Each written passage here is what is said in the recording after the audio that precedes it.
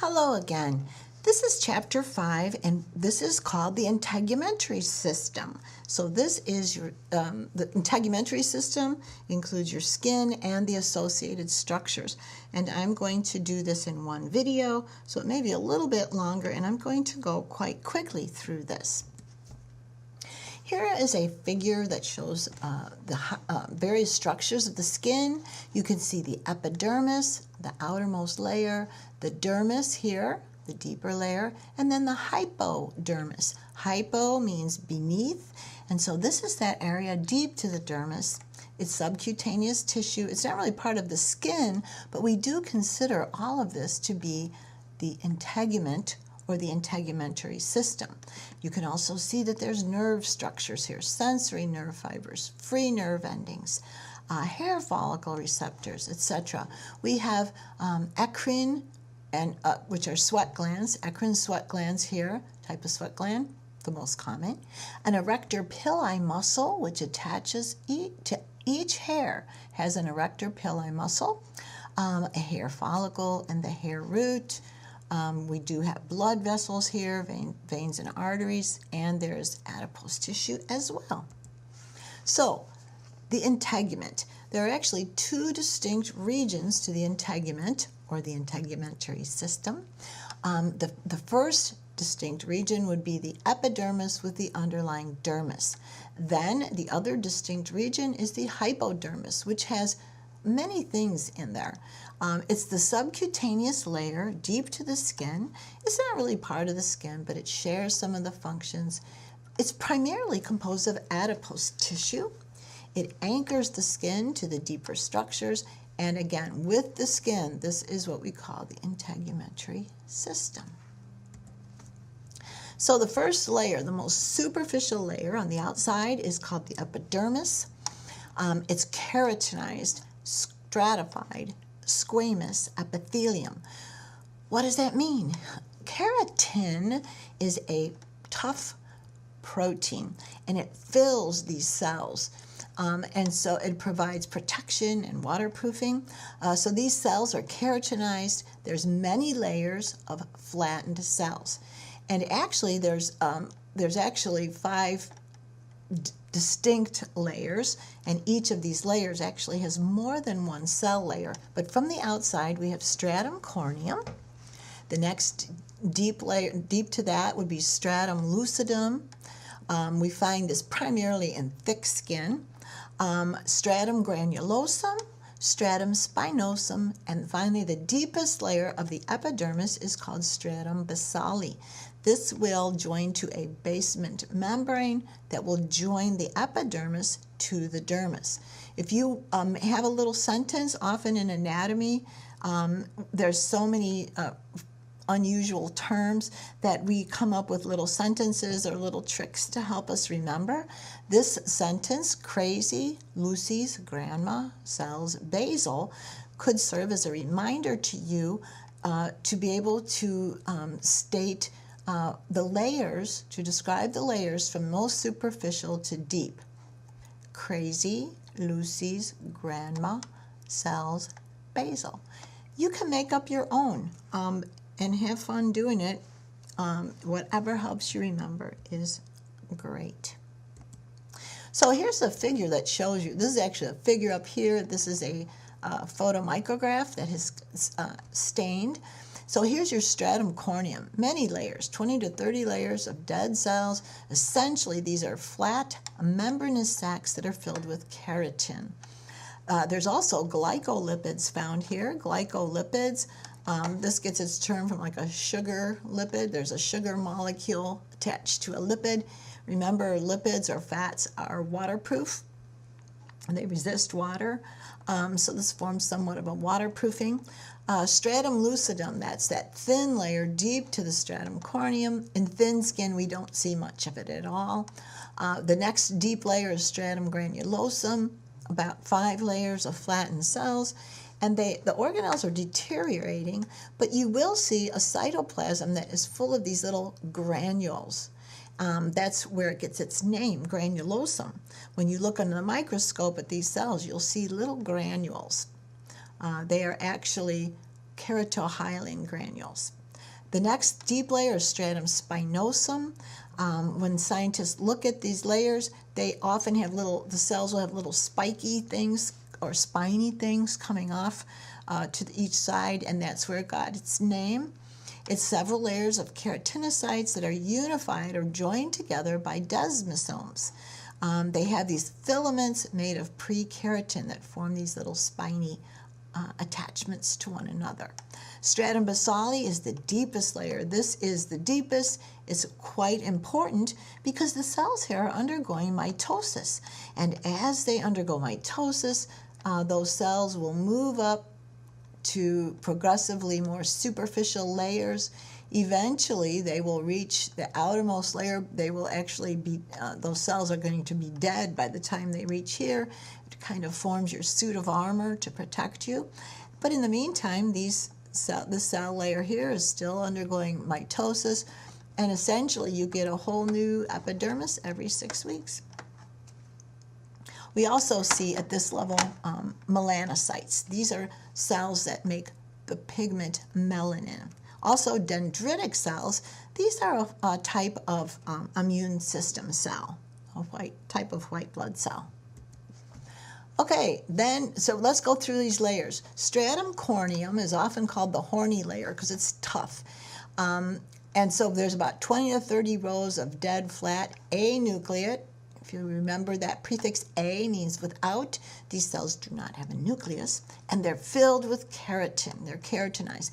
Actually, about 3/4 of the epidermal thickness is this stratum corneum. What are its functions? It's protection. This is to protect the body and provide a barrier. Stratum lucidum, again, this is a clear or transparent layer of cells. It's actually a few layers of cells, but it's very thin in thin skin. It's basically only present in thick skin.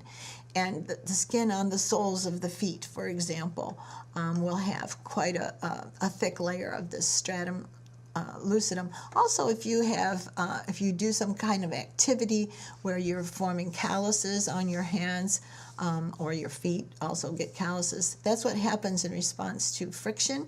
And so this layer will become thicker and serve as a good protection to the deeper structures. So stratum lucidum is a few rows of flat, dead keratinocytes. Stratum granulosum, that granular layer, is about 4 to 6 layers thick.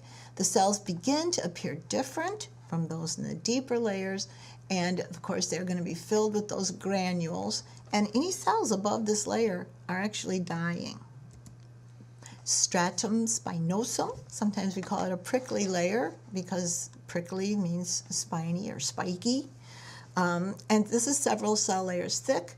They contain a web-like system of pre-keratin filaments that are attached to desmosomes. If you'll remember back in the chapter on cells, chapter 3, we talked about desmosomes.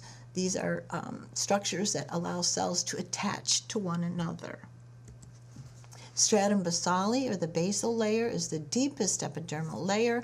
Sometimes we call it a stratum germinativum. If you think of germinate, it's actually to be giving rise to something. So this layer is the layer that undergoes mitosis to give rise to the progressive layers of the epidermis. This layer is firmly attached to the dermis. It's a single row. We call these stem cells. They are actively mitotic, and with each cell division, you get 2 daughter cells. And again, these cells will progressively go up to the surface, and then that surface layer, as it's sloughing off, those layers will be replaced by the mitosis that's occurring in the stratum basale. And melanocytes are the melanin-producing cells that comprise about 10 to 25% of the cells here. The cells are going to change in appearance from the stratum basale up to stratum corneum. There is this process known as apoptosis, and that actually means cell death. And it sounds kind of not helpful. However, the body will sacrifice certain cells in order to protect the living cells that are healthy. And so we have cells in the epidermis, as they rise to the top, they are going to be dying. And they actually do perform they comprise a good protective surface that will protect deeper layers. In fact, they will actually slough off. Sometimes when you wash your face, or we say you're exfoliating, and that means you're kind of helping speed up that process of sloughing off that outermost layer of cells. We actually shed about 50,000 cells every minute, and it is true, it's what forms the majority of house dust. Here's that figure again with the layers, and I'm not going to go over it again because we did before. What type of cells do we find in the epidermis? There are keratinocytes. These are those cells that will accumulate keratin. Most cells of the epidermis are these keratinocytes, and they are tightly connected to one another. We have melanocytes, which produce melanin. The melanin is stored in these little vesicles we call melanosomes, and these migrate to the skin surface to provide ultraviolet ray protection. We also have dendritic cells, or Langerhans cells, named after Dr. Langerhans. These are macrophages which will engage in destroying any kind of invaders or damaged tissue. We also have tactile cells, or touch receptors. They are sometimes referred to as Merkel cells, named after Dr. Merkel. Now we're to the dermis. The dermis is strong, flexible, connective tissue. There are several cell types here. The main type of cell is called a fibroblast. A blast is an early cell, and this cell gets its name fibroblast because its job is to produce and secrete fibers. We also see a lot of white blood cells there to protect the body. Here we see in the dermis these fibers produced by the fibroblast. Protein fibers are found here, which will bind the body together and to protect the body from external things. There's also nerve fibers, blood vessels and lymphatic vessels, hair follicles, oil-producing glands, we call those the sebaceous glands, and also sweat glands. There are two layers to the dermis. The outermost layer, just deep to the epidermis, is the papillary layer, and the next deep layer is reticular layer.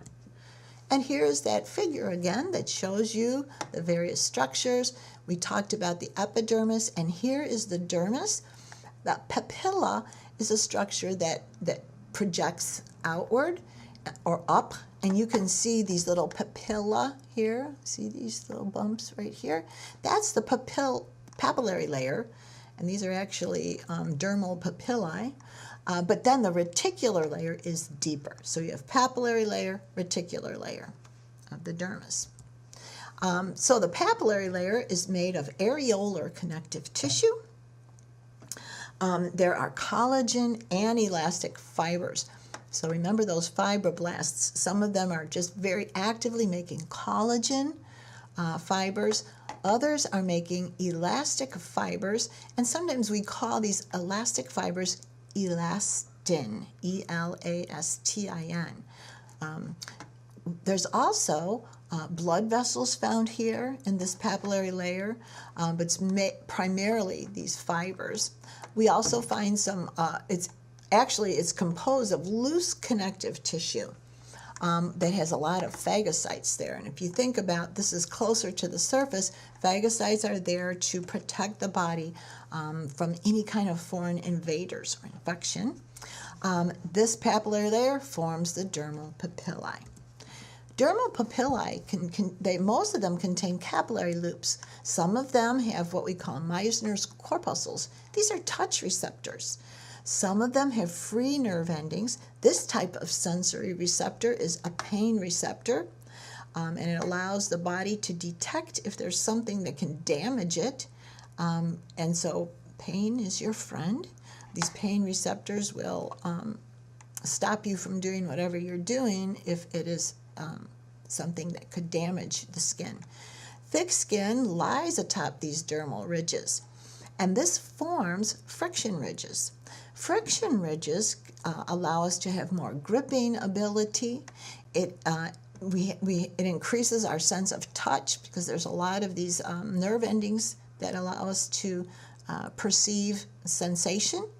And these actually form the finger, hand, and footprints, which was discovered by detectives quite a long time ago because each individual has a unique set of fingerprints, handprints, and footprints.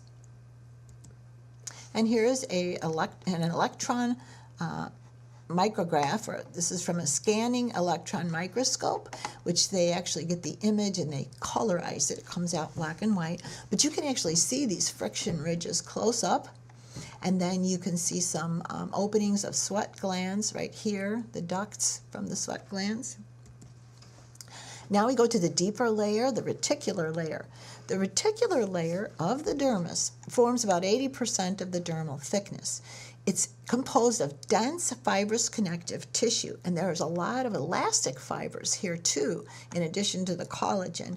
But the elastic fibers, or elastin, allows a stretch and recoil, so that if the skin is stretched, it will recoil or return to its original shape.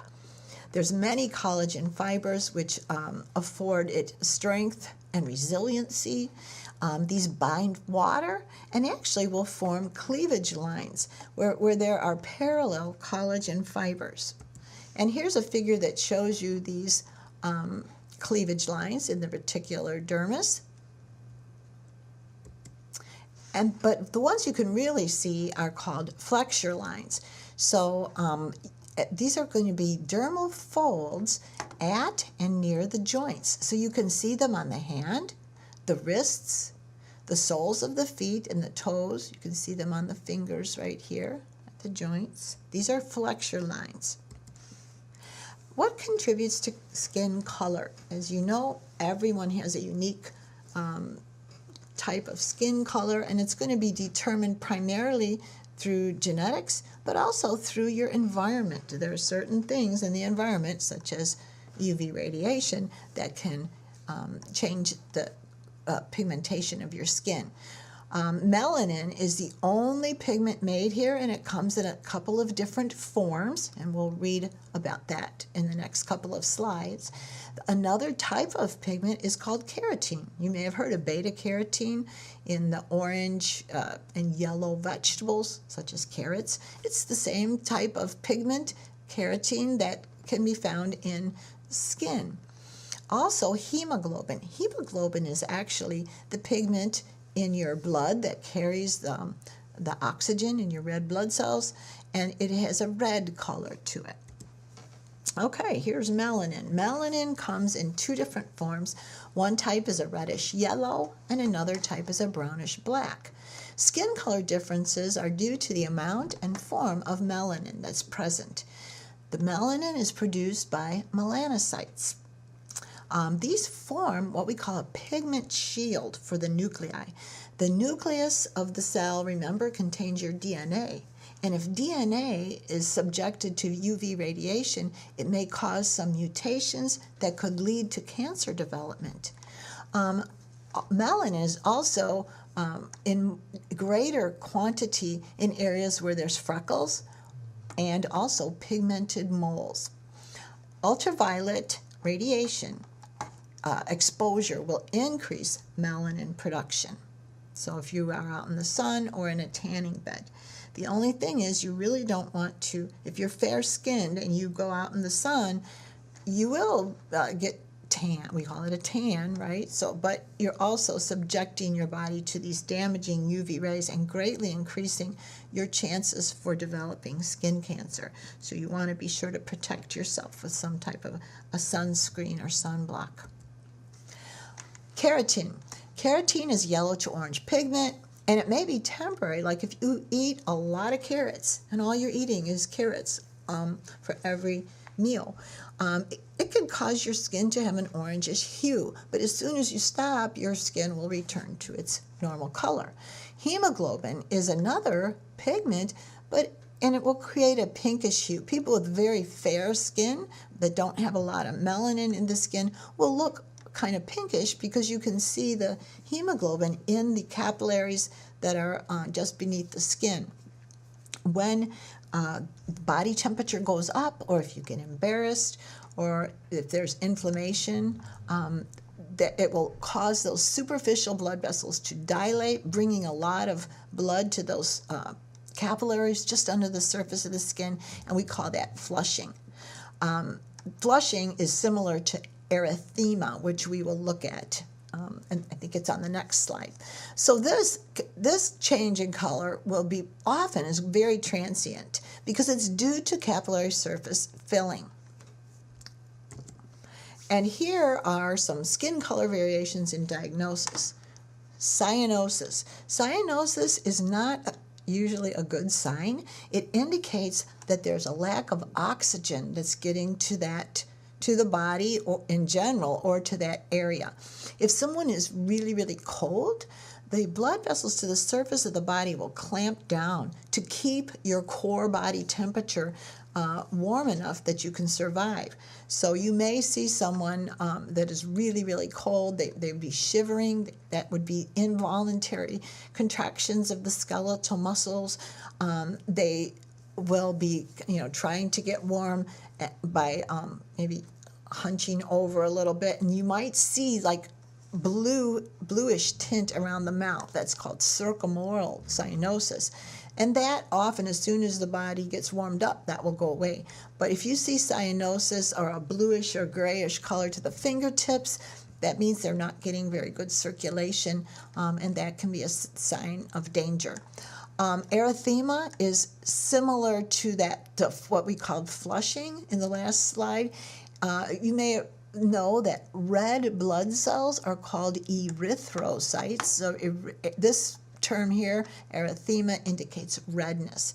And that would be not usually from flushing, but inflammation. If there's an infection, a lot of the blood vessels around will dilate, and it will cause that area to look very red.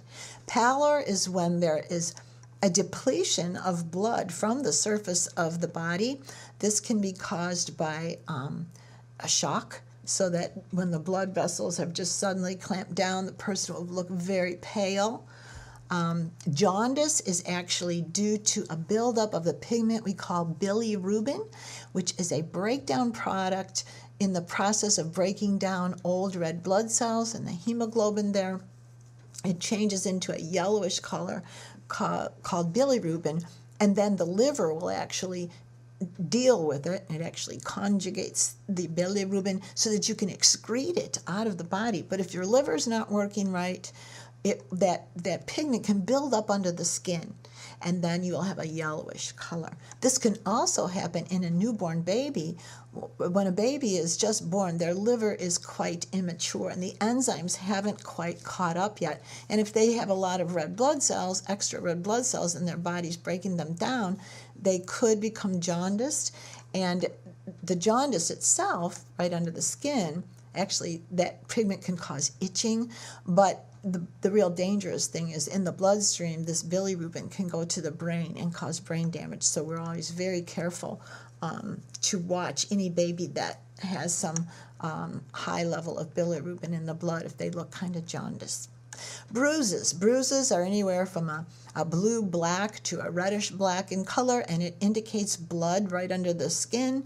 And as the body is healing, as that bruise is going away, you actually might see a little yellowish color to it. It looks kind of greenish and then yellowish as those blood cells are broken down and dealt with and then eliminated from the body. The technical term for bruise is ecchymosis.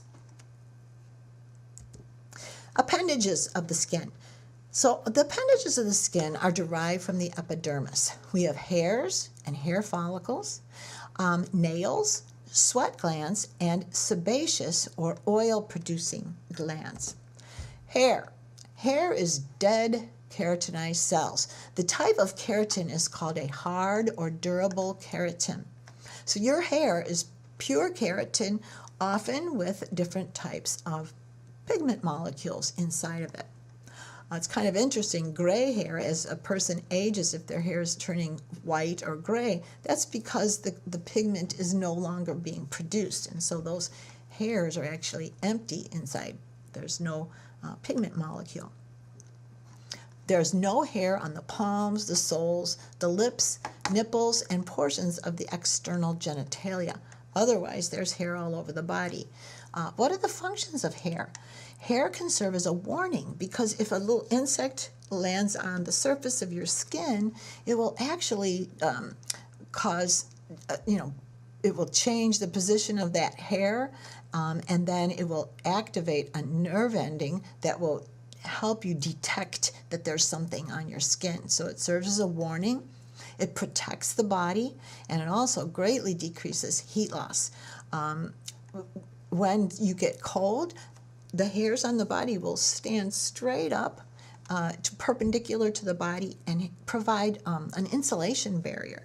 So we depend upon hair all over the body to decrease heat loss. And also, the hair on your head will help keep you warm. Hair follicles. These extend from the epidermal surface deep into the dermis. The hair bulb is the expanded deep end of the hair, and here we have touch receptors, as I mentioned before, and the erector pili muscle. Each hair has a smooth muscle that's attached to the hair follicle. When the body temperature drops, automatically this hair will, the muscle, the erector pili muscle will automatically contract, and that's going to pull that hair upright, so that this is what's going to help keep the body warm by providing an insulation barrier. When it contracts so tightly, it actually pulls the hair so that the bulb of the hair is kind of pushing up, and we sometimes call those goosebumps.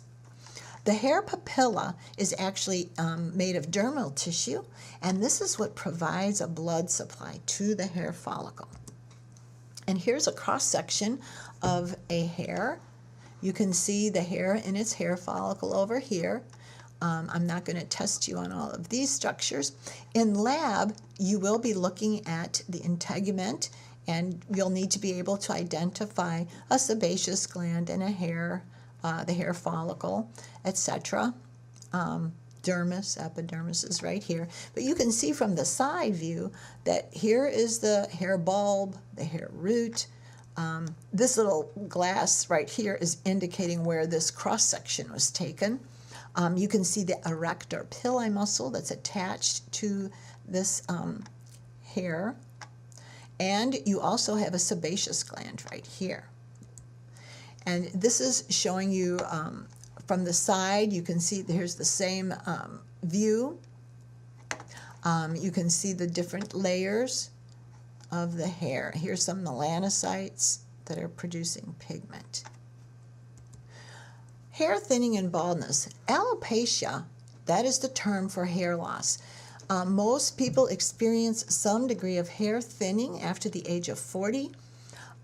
True or frank baldness is actually genetically determined and sex influenced. In other words, if you inherit the genetic makeup that you will become bald later on in life, if you're a female, you probably won't become completely bald.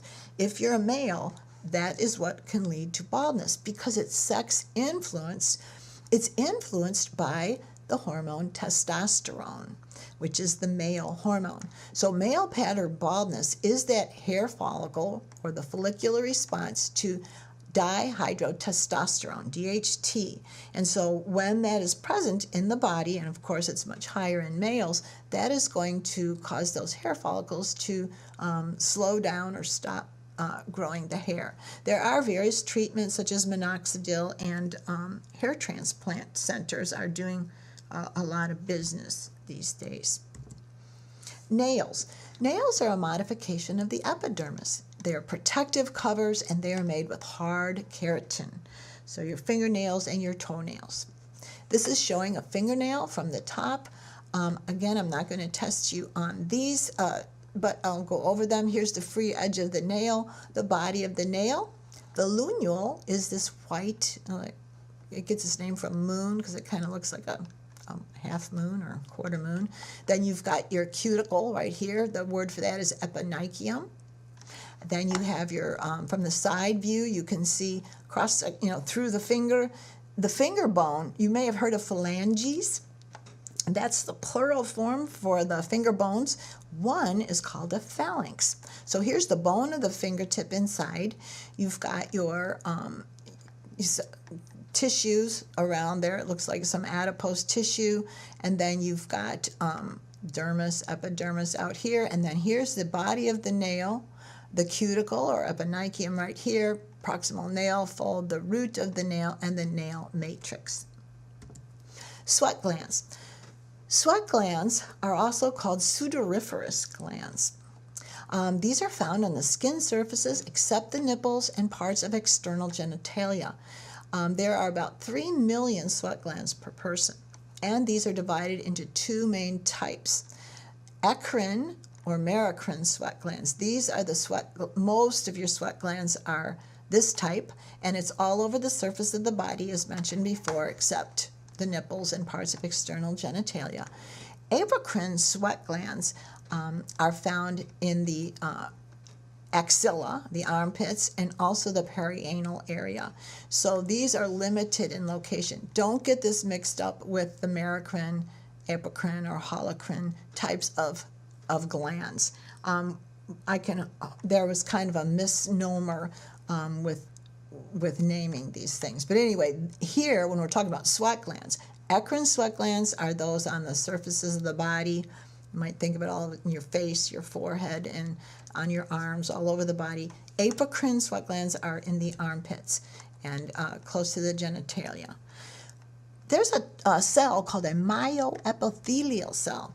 This myo refers to muscle. So these are related to muscle cells and epithelial cells, and they can contract because they have these muscle portion to it. These are cells that will contract upon nervous system stimulation, and this will force sweat that's been produced by the cells of these glands. It forces them into ducts. Ducts are little passageways that go to the surface of the skin, and then the opening outside is called a pore. Eccrine sweat glands, again, are the most numerous. They're very abundant on the palms, the soles, and the forehead. The ducts open into pores, as I mentioned. What is the most important function for these? It is thermoregulation, and it's under the control of sympathetic nervous system.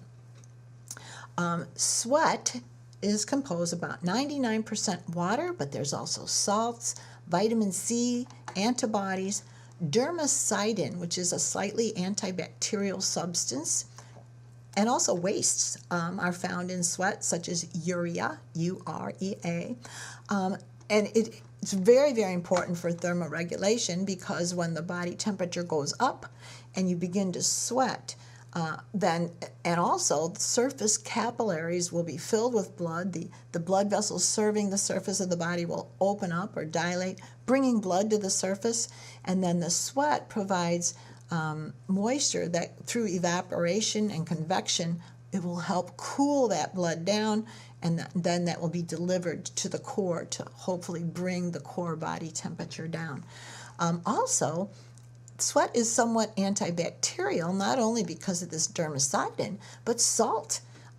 Salt has an antibacterial property. And this is showing you a photomicrograph over here with the figure showing you an eccrine sweat gland. There it is right there. And they're showing you a stained section, photomicrograph of a sweat gland.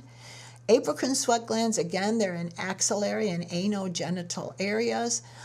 They produce and secrete a substance that has sweat plus fatty substances and proteins. It is more viscous. In other words, it's thicker than the sweat that's produced by the eccrine sweat glands. It's odorless. However, bacteria that are on the surface of the skin will begin to utilize these substances for nutrients, and when they degrade it, it can create a foul odor that we know as body odor. These glands are larger than eccrine sweat glands. The ducts actually empty onto hair follicles. At puberty, we see a great increase in the functioning of these glands, and they're not really sure why. They think that possibly there is some type of a sexual attractant with that kind of, with the odor of this sweat. I'm not sure if it's before or after bacterial degradation. But anyway, there's actually what we call modified apocrine glands. We consider the ceruminous glands, that's in the external ear canal that makes cerumen or earwax.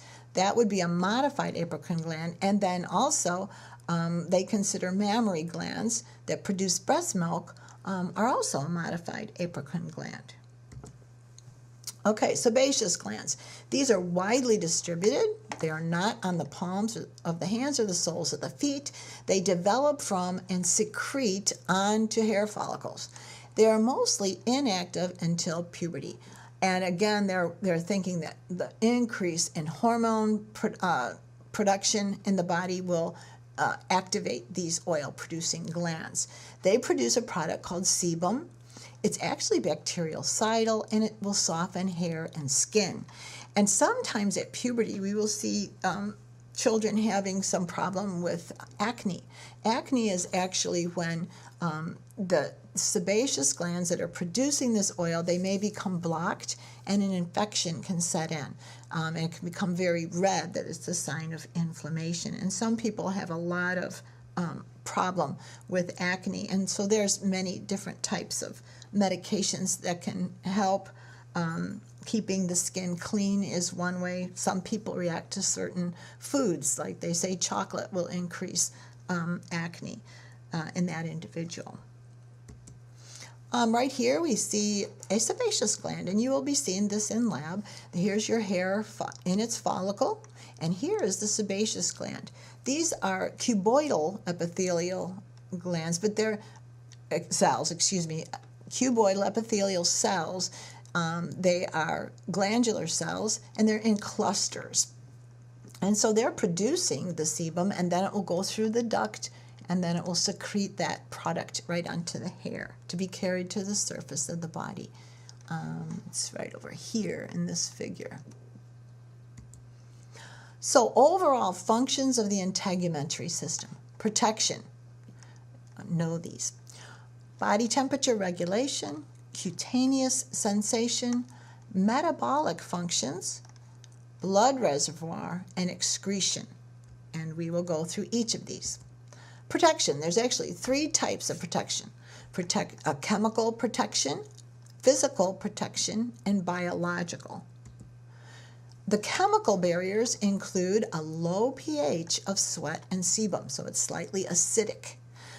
Sweat is salty, so that can be considered a chemical barrier. Also, the sebum and the defensins have substances that kill bacteria. Melanin, that's a product that's produced by the cells, and it can be considered a chemical barrier because it decreases ultraviolet radiation damage. Physical barriers. Because we have these flat, dead cells of the stratum corneum, is providing a barrier. The keratin and glycolipids are blocking water or water-soluble substances from entering the body. It actually limits the penetration of lipid-soluble substances, plant oleoresins, such as that is in poison ivy, organic solvents, heavy metals, and some drugs. Biological barriers would include the dendritic cells of the epidermis and the macrophages of the dermis, 2 types of white blood cells. Also, they consider, you might consider your DNA that is protected from the melanin. Body temperature regulation. Normally, we secrete about 500 milliliters a day. That's half a liter. That's quite a bit. But we call that insensible perspiration. However, when body temperature rises, the dilation of the dermal blood vessels and an increase in sweat gland activity will occur.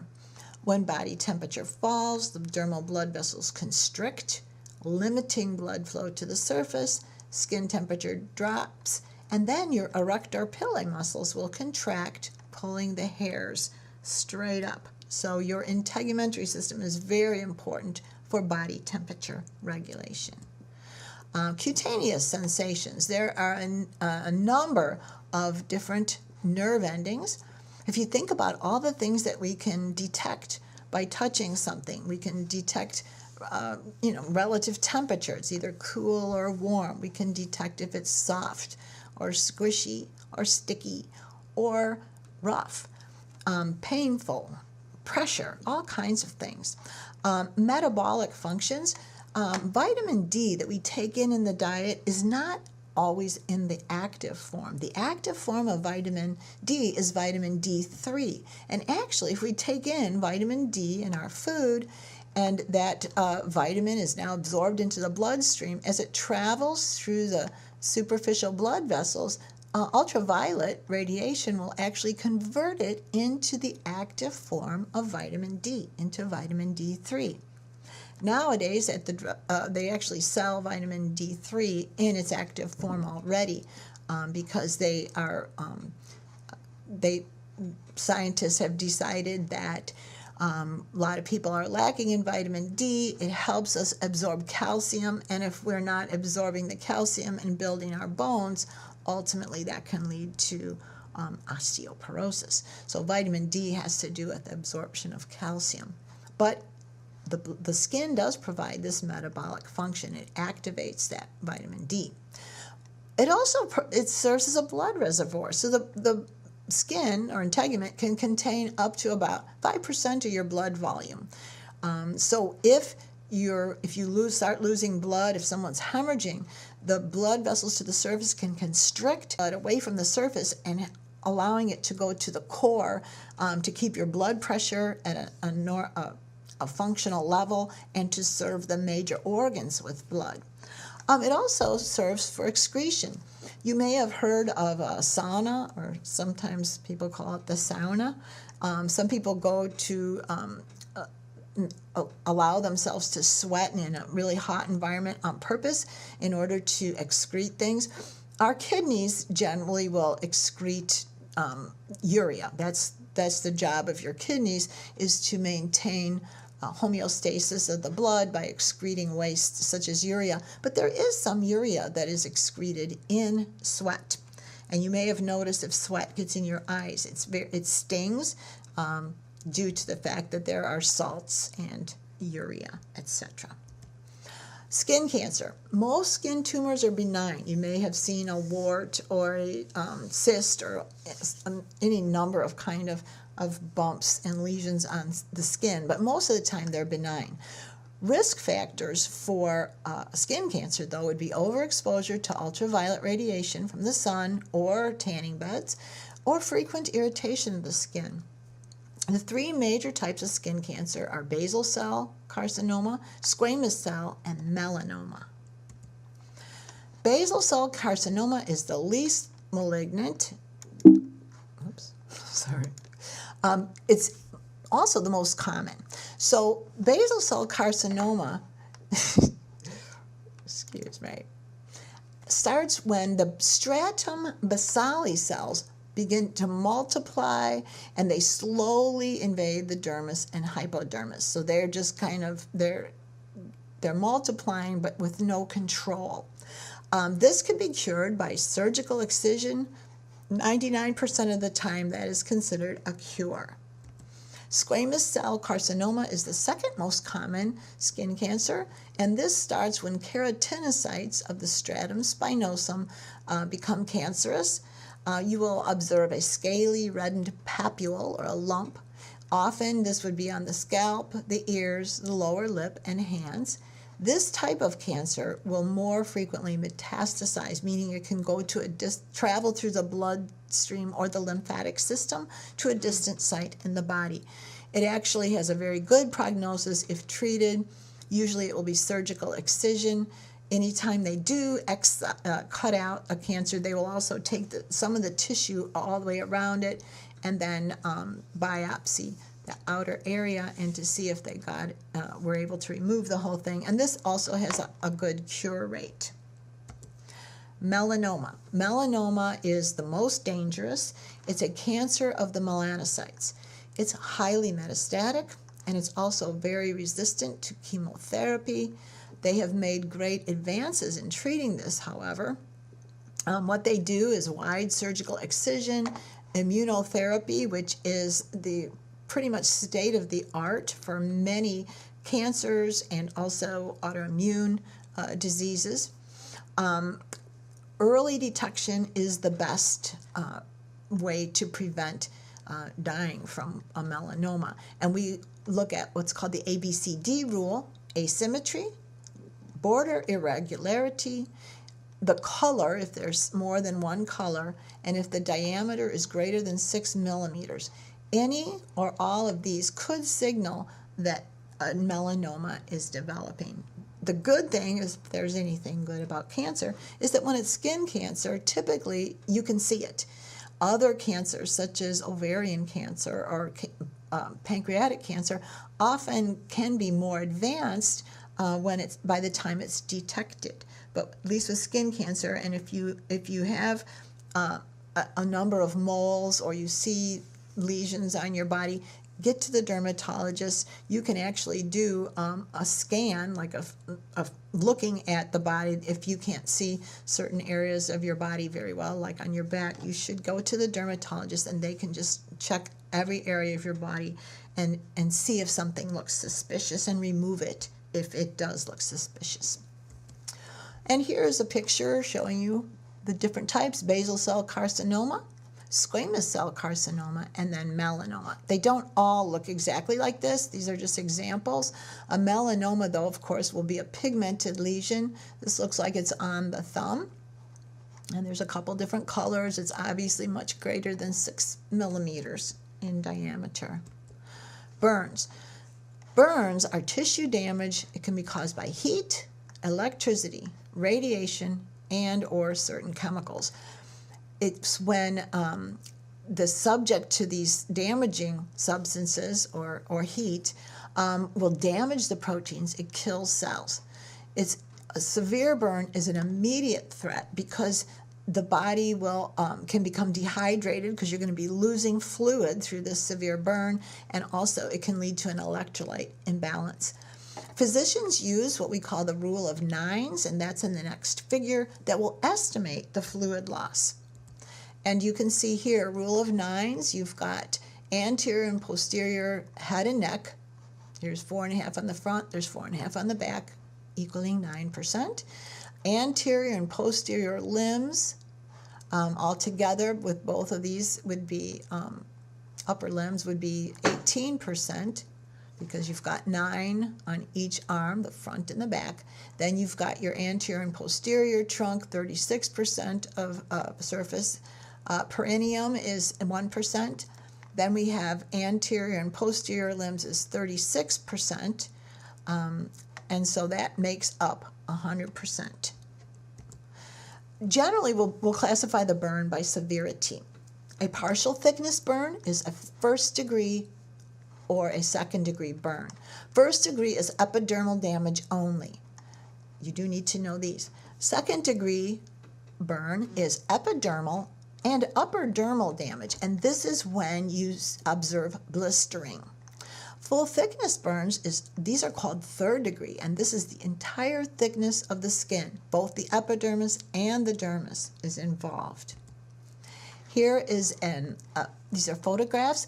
Generally, a burn is not going to be only 1 degree. Where the most direct source of heat is, you can see a second degree burn with blistering here, and then in the periphery you can have first degree burns. So these typically, with good care and prevention of infection, these will heal. They're very, very painful, but thankfully with good care. Again, if you don't take care of them, if infection sets in, it can progress to a full thickness burn. In other words, it can damage the full thickness of the skin if an infection sets in. This is actually a full thickness burn, 3rd degree burn, right over here on the right. Treatment, severity and treatment. Critical burn is when greater than 25% of the body gets a 2nd degree burn. And this is when they will look at those, the rule of 9s. It'll also be critical if greater than 10% of the body has a 3rd degree burn. It'll also be critical if the face, hands, or feet have 3rd degree burns on them. Treatment for a burn will be debridement. That means you're cutting away. I lost my cursor. Debridement is when you're removing the dead tissue, and it's really important because dead tissue provides a very optimal nutrient source for bacteria. Also antibiotics, covering the burn, and also skin grafting if the burn is severe enough. Developmental aspects. With a fetus, remember the fetal development starts with the embryo, and before the embryo you have this, start out with the zygote, which is the fertilized egg cell, and then as the cells divide and multiply, they form those 3 primary germ layers. If you'll remember, I referred to that earlier. The ectoderm is the outermost layer, and the ectoderm forms the epidermis. The mesoderm, that middle layer, that initially in gastrulation, will form the dermis and the hypodermis.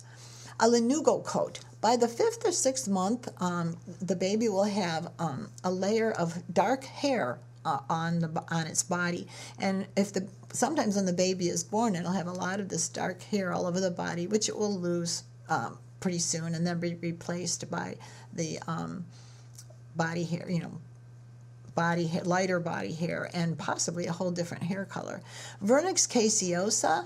This is a sebaceous gland secretion, and it's a very thick, kind of a waxy covering that can be present on the newborn. From infancy to childhood, during this time, skin thickens, you'll have an increase in subcutaneous fat, glandular activity increases, and because of cumulative environmental assaults, after the age of 30, we see more damage to the skin. So as you age, the epidermal replacement slows. Epidermis can become thinner, so it's more likely that it can be damaged with some kind of abrasion. Sebaceous gland activity decreases. So often older people get really dry skin. Subcutaneous fat and elasticity decrease. Also, you have a higher chance for cancer development, skin cancer, and hair thins. However, with UV protection, good nutrition, fluids, and good hygiene and exercise, you can somewhat slow down these changes. And that's the end. Have a wonderful day. I will see you next time. Bye-bye.